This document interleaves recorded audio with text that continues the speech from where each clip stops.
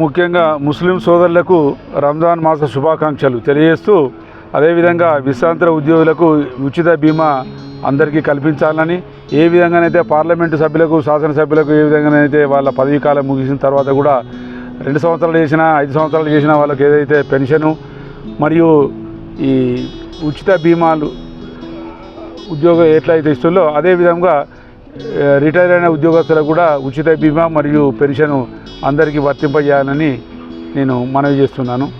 మధ్యాహ్న భోజన బాధ్యత హెడ్ మాస్టర్లదే అని అంటుండ్రు. అది ఎందుకంటే దానికి ఆ హెడ్ మాస్టర్లకు సరి అయిన ఫెసిలిటీస్ కల్పించకపోవడము, అదేవిధంగా వాటికి కావాల్సిన వనరులు సమకూర్చకపోవడం కూడా వారి మీద బాధ్యత పెడతాను. అది కరెక్ట్ కాదని నేను మనవి చేస్తున్నాను. ఎస్సీ గురుకులాలకు 184 కోట్లు విడుదల చేసిన అంటాను.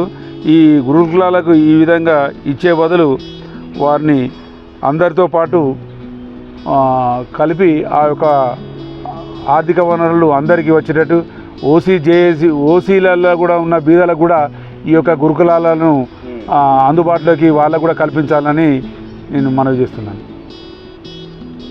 ఓసీలో కూడా బాగా తక్కువ మంది ఉన్నారు. లేదు ఓసీ ఇప్పుడు సార్ ఇప్పుడు రిజర్వేషన్ అనేది ఎన్ని కులాలకు ఉన్నది? అన్ని కులాలకు ఉన్నది. ఎవరికి లేదు?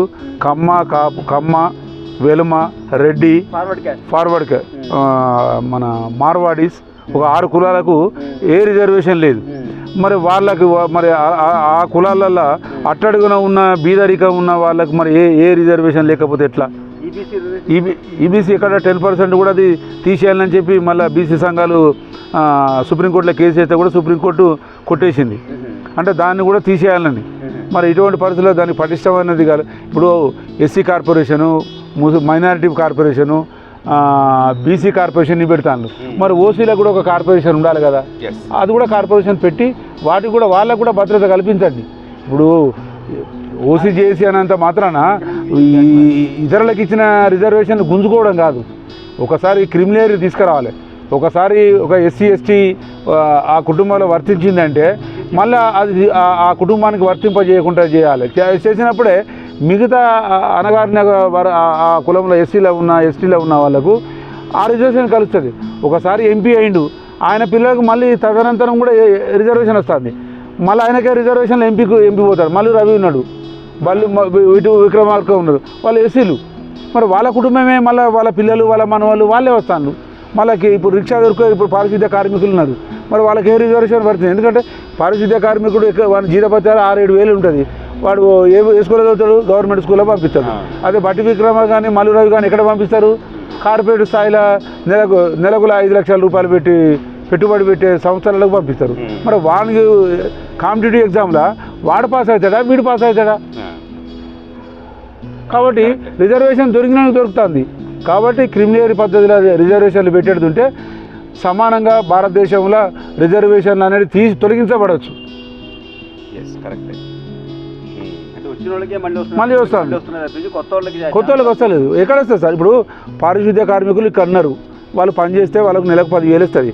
వాళ్ళు 10,000 వచ్చినప్పుడు వాళ్ళు ఏ స్కూల్లో పంపిస్తారు? వాళ్ళను ఇక్కడ గవర్నమెంట్ స్కూలుకు పంపిస్తారు. ఆ గవర్నమెంట్ స్కూల్లో పంపిస్తే చదివిన ఆ మెరిట్కు ప్లస్ బట్టి విక్రమార్క కానీ ఎస్సీలో కానీ ఎస్టీలో కానీ ఉన్నత స్థానంలో ఐఏఎస్లు అవుతుంది. వాళ్ళ పిల్లలను కార్పొరేట్ స్కూల్లో పంపుతారు. వాళ్ళకు కార్ ఫెసిలిటీ ఉంటుంది, ఓ డ్రైవర్ ఉంటాడు. మరి వాళ్ళకు వస్తుంది, వీళ్ళకు రాదు. మరి వీళ్ళు ఇప్పుడు ఎస్సీలో కూడా కింద వాళ్ళు 50% ఇట్లే ఉంటారు, 50% పైకి అట్లే ఉంటారు. ఇక సమానత్వం ఎక్కడ వస్తుంది? వీళ్ళని ముందు పెట్టుకోవడం ఏది?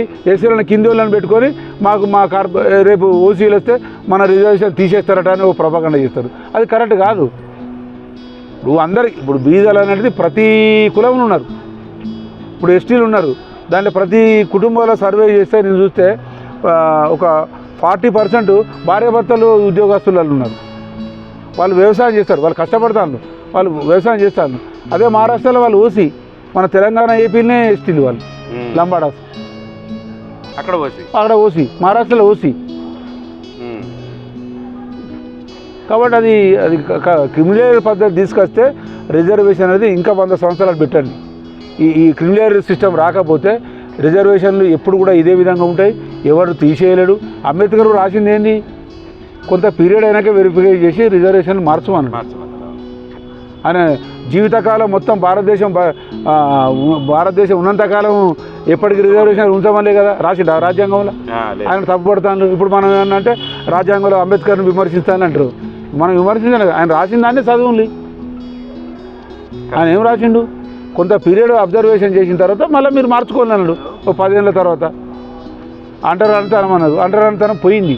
ఇవాళ ఎస్సీలే కింది స్థాయిలో ఉన్న వాళ్ళని వాళ్ళే ఎస్సీలను మందలిస్తారు. వీళ్ళు వైట్ కాలర్ వేసుకొని బట్టలు మంచిగా. ఇప్పుడు శుభ్రత అపరిశుభ్రతతోటే కులాలు ఏర్పడ్డాయి. ఇప్పుడు ఎస్సీలు అనేటోళ్ళు ఎస్టీలు అనేటోళ్ళు కులాలు ఎందుకని వడ్రంగి చేసుకున్నాడు, వడ్రంగి అయ్యిండు. వ్యవసాయం చేస్తే రైతు అన్నారు, అంతే కదా. చెప్పులు కుట్టిండు అట్లా, అంతేగాని చెప్పులు కుట్టినాడు. ఇప్పుడు వేరే కులాలలో కూడా చెప్పులు కుడతాను.